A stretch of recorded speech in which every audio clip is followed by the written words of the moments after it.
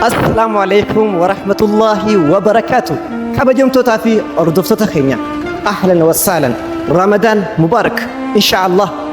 أوسو فيديو تنلا لندرت لايك فولو قدي قام يوتيوباتينس ديمتي سبسكرايب قدي إن شاء الله. أدو أجايباتين كام إسكت إيكا أبريسنا خيا أبريتيتيا أكما بيكا متي soomana guyyaa 15ffaa magaalaa Dirree Dhawaa keessatti sagantaan iftaara guddaadha akkuma qophaa'u jirutti akkuma amata kaan qophaa'etti amata kanas bifa ajaa'ibaatiin bifa addaatiin ka qophaa'u jiru Ramadaana guyyaa 15 iddoon Middi Baabur yookaan addabaabayii yookaan laga harjaamee bakki ka beekamu achitti ka gaggeeffamu keessumootiin adda addaa achirratti ka argamtu Obbo Kadir Jawaar akkasuma sheekotii keenya ulamaa'ii gurguddoon achirratti argamu.